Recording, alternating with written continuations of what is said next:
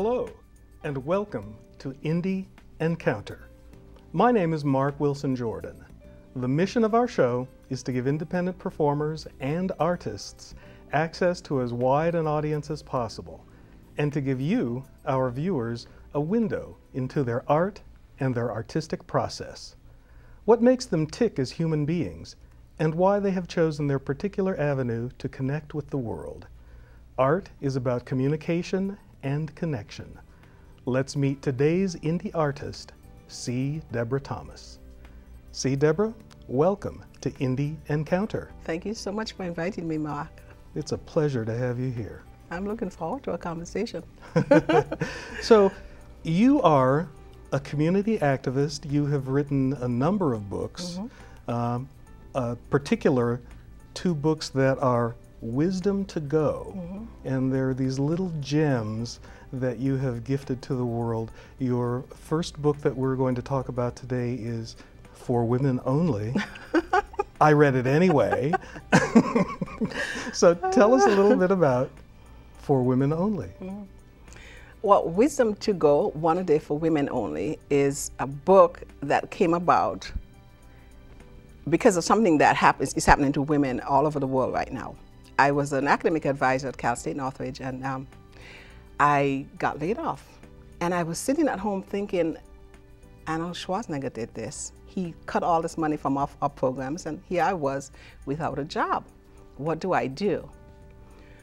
So over the years, you know, I'd accumulated all these wisdoms that my mother was very famous for putting out there. If we did anything wrong or we did anything right, she would come up with a wisdom and, you know, just impart it to us. And, you know, I'd written them down because I'd gotten into the habit of writing down material and information. And so I sat down one day and I started putting these together. And I sent out a note to my friends and my writer friends. I belong to two writers groups. And I said, I need a title for this. This is what I want to do. I want to have some wisdoms that women can access on a day-to-day basis that would help them through whatever they're going through. They don't need a book. They don't have time to read a full book. They just need these little wisdoms that would kind of put things in perspective. And so I started writing them down, and I thought, well, one a day, you know, and I just started writing words down on paper and just moving them around and see which ones would fit. And all of a sudden I thought, wow, Wisdom to Go, One a Day for Women Only. So they can actually look at the book briefly in the morning over that cup of coffee. Absolutely, they can put it in their purse. It's that size. Okay. So that's how that book came about. Wisdom to Go, One a Day for Women Only, and it's 365 wisdoms, and it's the kinds of things that your mom would tell you, you know, about. Such as, don't let the guy stay downstairs and blow his horn. He needs to come to the door and, you know, come to the door and get you. That made her life quieter, didn't it? Oh, yes, it certainly did. One of them is that we should love people in their language, their love language, you know. Mothers can't be fathers to their children. They need a woman, they need a man and a woman in their children's lives in order for them to develop wholly. So yeah, 365 wisdoms. Women have told me that they journal.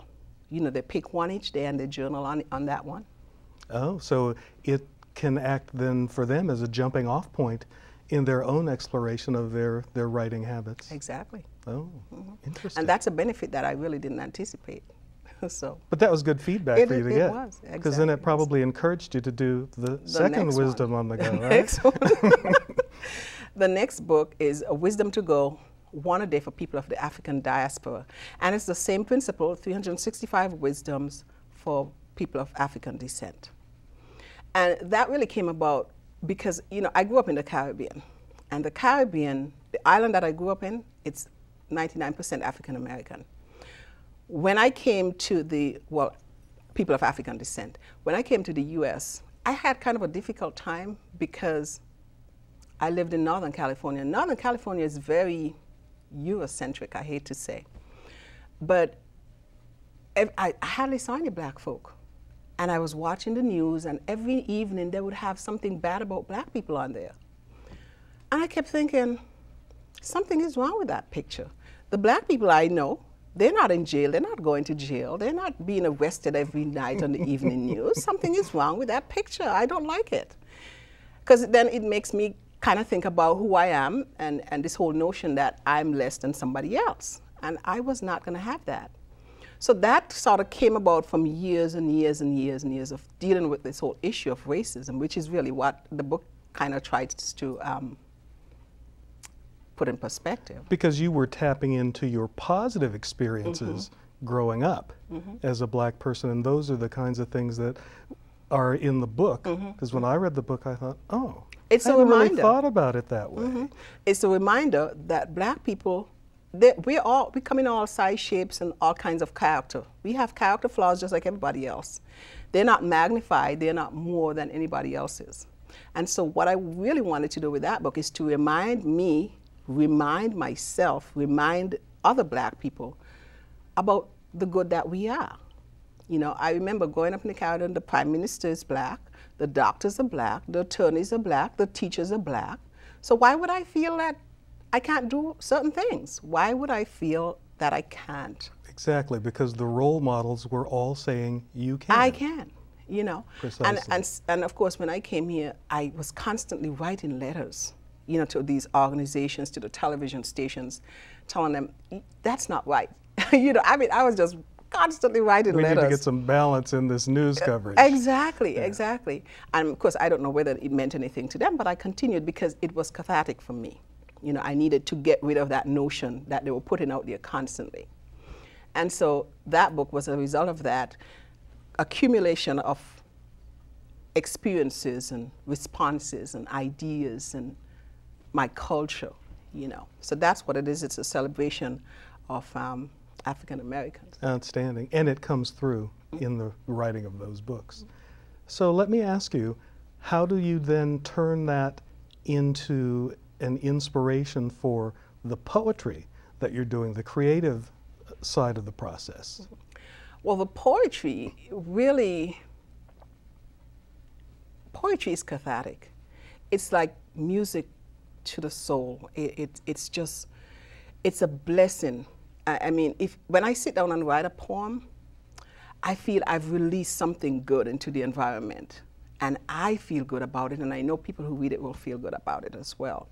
The book of poetry actually was the first bit of writing that I published because I belonged to a book club, and they had a newsletter which they needed material for. And then somebody said, well, see, Debra writes poetry. Why don't we get her to present some poems?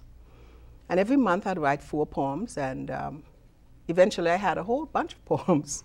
And somebody said, why don't you do a book? So that's what happened with When Life Happens, Harvest the Poems. And I was thinking, well, in getting the title together, I thought, what am I trying to do here?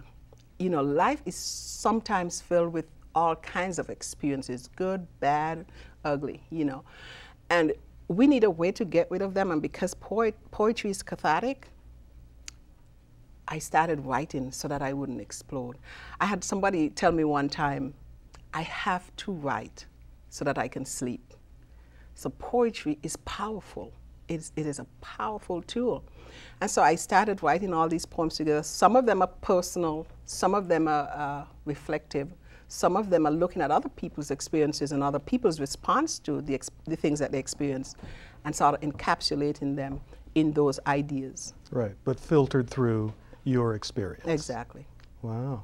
So when did you start writing?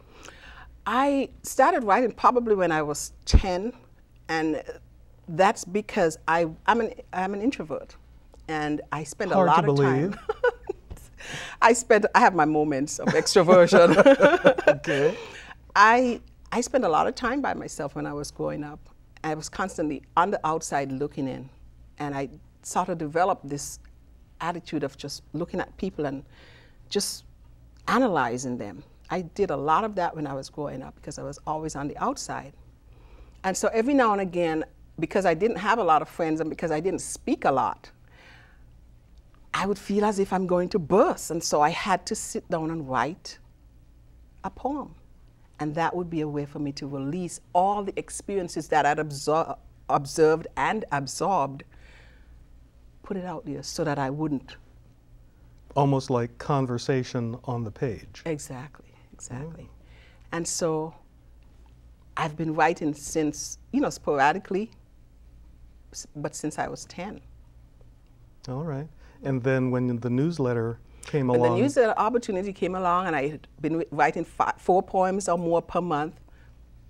You know, it just built up. And it was a natural progression to go to a book. Of course, I didn't know anything about the process, and I remember going to Kinko's and thinking, I'm not going to let 1999 pass and not get this book published. So I went to Kinko's and got all the information, put it together, and took it to this event that was Black Women's Network, an organization in Los Angeles that has an annual event that brings 500 African American, primarily African American women together. And I thought, well, this is perfect. I will launch the book at this event. And there's a poem in there called The Black Woman, She's All That. And I had put that book at the front, and I had that poem at the front, and I had framed it. So the women would walk up to my table and they would start reading this poem, and they would think, yeah, that's me, you know? And I would just see they were just like, yeah, you know, that's me. Great hook. Of course. And so there was one lady said, you know, I want to buy that framed version. And I thought, maybe I should begin framing that poem. And so I did, and the next year I put a poem on a mug, and things sort of morphed. Great. Mm-hmm. So you had this positive feedback from people actually reading your poetry, mm-hmm. and it basically validated your view of the world and your voice. Exactly. Which is outstanding. Mm-hmm, exactly. And so that's poetry for you. It is like oxygen. You know, you just can't live without it. Can't live without it. I concur. And I think because we can't live without it, we should have some poetry from When Life Happens, Harvest the Pearls. Okay, we can do that. So, if you'll...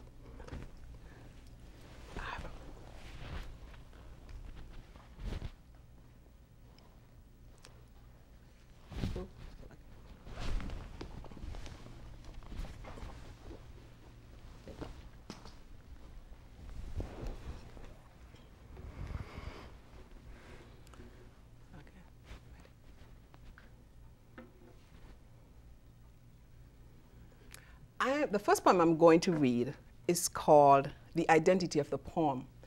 And I always read this one first because it encourages people out there who are interested in poetry. It gives them an idea, something to work from. Again, it's called The Identity of a Poem. If I were a poem, I'd talk to you about love, first love, love at first choice, mother's love, the love of a dad for his daughter, the love of a dad for his son, God's love. If I were a poem, I'd talk to you about trust. Trust in God, trust in relationship, trust in what you know to be true, trust in yourself. If I were a poem, I'd remind you of the promises of God to never leave you nor forsake you, to strengthen you and help you, to answer you, to give you a future and a hope. If I were a poem, I'd be the hallelujah in fervent prayer, the melody in a calypso, the rhythms of cool jazz, the beat of African drums in the dawn of an initiation day. If I were a poem, I'd awaken your imagination to poetry, great books, getting an education and leaving a legacy for the next generation. If I were a poem, I'd tickle you like the belly laughs of girlfriends. I'd be the first bite of the best carrot cake cheesecake, a bowl of hot seafood gumbo on a cool January evening. If I were a poem, I'd touch your face like a cool breeze on a hot day. I'd hug you, romance you, commit to you, make love to you like lovers do. If I were a poem, that's just what I'd do.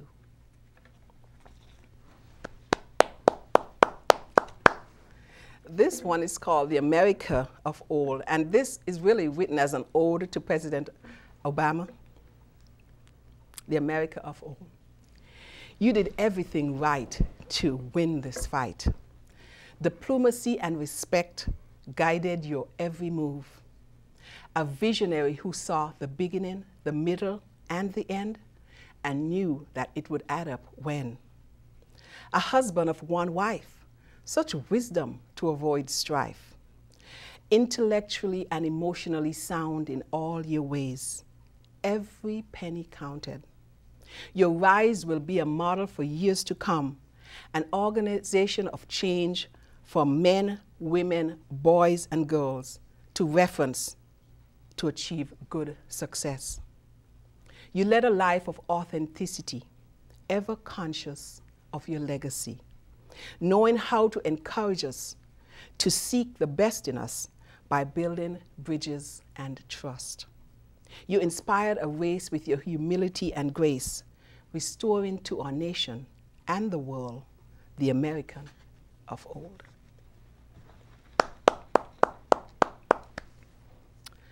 This one is about my mother, my mother was a phenomenal woman. She passed away 3 years ago, and I still find myself thinking, I'm going to call my mom and tell her something. Or I'm going to call her and ask her, you know, for a local remedy or something. And I'm like, wow. So it's called My Mother. Single before it became a catchword, a shelter in the storms of my life, a wonderful counselor, a shepherd after the shepherd. Behold, my mother. The oasis in the desert of my life, a jewel in my crown, a light to her family, neighbors, and community, a queen for such a time as this. Behold, my mother. The rod of correction in my moments of rebellion, the giver of love as enduring as the rising sun, the greatest grandmother, friend, and neighbor. Behold, my mother. A wielder of proverbs, every man, woman to his own order. Small donkeys have big ears. One hand can't clap. A wise woman will hear and learn. Behold, my mother. A businesswoman of uncommon savvy, a visionary in her own right, a nurturer, a phenomenal woman. Behold, my mother. Yeah, thank you. And this one's called The Black Woman. The black woman, she's all that. Strong, confident, resourceful, beautiful. The black woman, she's all that. Chocolate, bronze, cinnamon, mahogany. The black woman, she's all that. Loud laughing, sharp dressing, hair fixing, pie making. The black woman, she's all that. Brilliant, majestic, uncommon, enduring. The black woman, she's all that. Wife, mother, sister, friend, lover. The black woman, she's all that.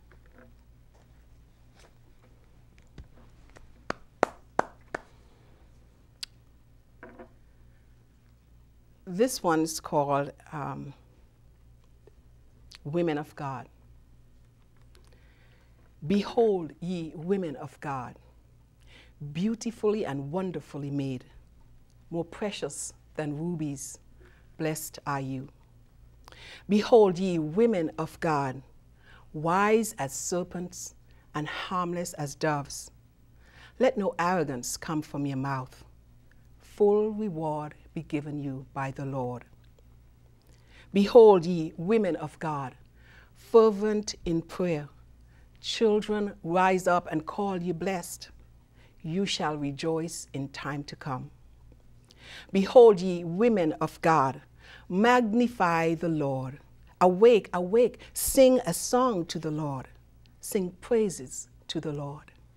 Behold, ye women of God, who stretch your hand to the poor. Strength and honor are your clothing. The Lord shall repay your work. Behold, ye women of God, mothers of nations. Is anything too hard for God? Blessed are you among women. Behold, ye women of God, many daughters have done well, but you excel them all. Rejoice in the Lord. Behold, ye women of God, ye Sarah, ye Mary, ye Ruth, ye Esther. Blessed are you, made servants of the Lord. Behold, ye women of God, ye Hannah, ye Deborah, ye Abigail. Blessed are you of the Lord, ye virtuous women.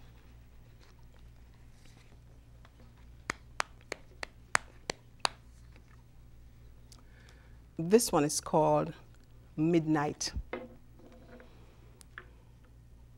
As black as a night without stars, in the throes of a power outage induced by corrupted and ineffectual government. As black as being in the black, with enough money to afford health insurance, wear black diamonds, drive a Rolls Royce. As black as the deepest depression brought on when love fails, the heart runs cold and water is thicker than blood. As black as African pearls, say it loud, I'm black and I'm proud. Young, gifted, and black. Power to the people, black.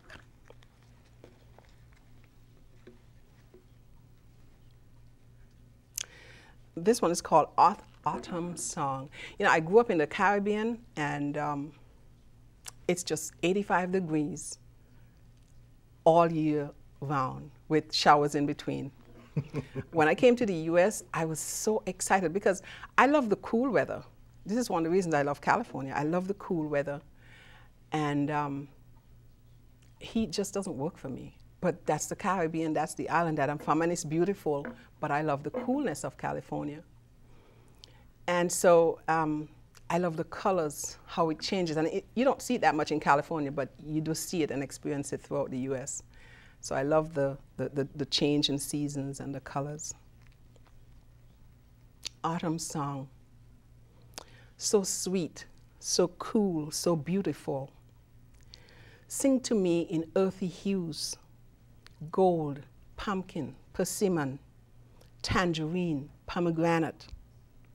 Excite my palate with pumpkin bread pudding, sweet potato pie, curried turkey, fried turkey, smoked turkey. It's Thanksgiving. Families, friends, fun, forgiveness. Sing to me autumn song, oh joy.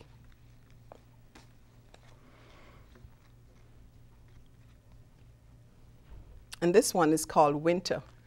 I remember the first time I experienced snow, I came from the Caribbean to Montana in the winter. I mean, talk about 180. It was just mind-blowing. And of course, it was snowing in Montana, and Montana is just fabulously beautiful. It's one of the most beautiful places I've been in the United States. And I got there in the winter, and it was just snowing. I mean, you looked outside, and there was snow everywhere. And I would stand at the window for minutes at a time and just look at the flakes just coming down, and it was just so beautiful. I didn't know what to do with it. I just wanted to take it all in. But this is a different kind of winter that relates to that. Winter. To everything, there's a season. Bone-chilling cold, weight of drabness, refusing to pass. Stretched to the limit of one's endurance, pressing through snow and rain to the glory of spring. The sheer indomitable force of God to bring forth life out of desolation and barrenness. Replanting, pruning, growing, joy.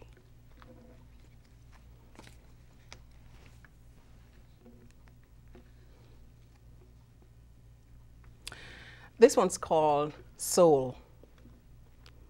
At the border between life and death with the wrong passport.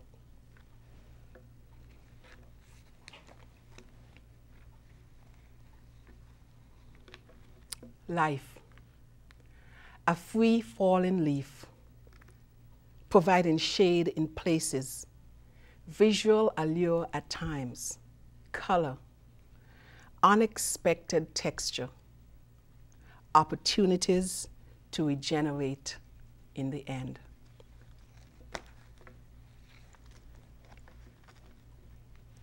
And one more? One more. Oh my goodness. Okay. This one's called Heartache. I loved you once before the pain of infidelity, before a 21st century breakup text, before the birth of a continental love child, before a wife, before silence, before tears, before sleepless nights. I loved you once, I thought, but my heart still beats for you, and love still lingers there. Thank you so much, Mark. Oh, thank you, Debra. See, Debra, that was outstanding. And what I continue to be impressed by with poetry is that it comes alive. You can't just read it on the page. You have to give it life. It needs breath. Mm-hmm. And when it does that, it's just so powerful and touches us and moves us. Thank you very much for sharing your art with us today. Thank you. Thank you. Wow. This has been Indie Encounter, a journey into the world of the independent creators of art and artistic communication. I want to thank today's guest, C. Debra Thomas, for sharing her vision and her wonderful poetry with us. If you want to find out more about her, please check her out at www.onetelling.com. That's ONETELLING.com. You may also check out our website here at PasadenaCommunityNetwork.com and select the Arroyo channel. Thanks to our director, Lilia Fernandez Gaspar, and the crew for making the show possible. Thanks to all of you. We hope that you will join us here again when we embark on another Indie Encounter. That was just so wonderful.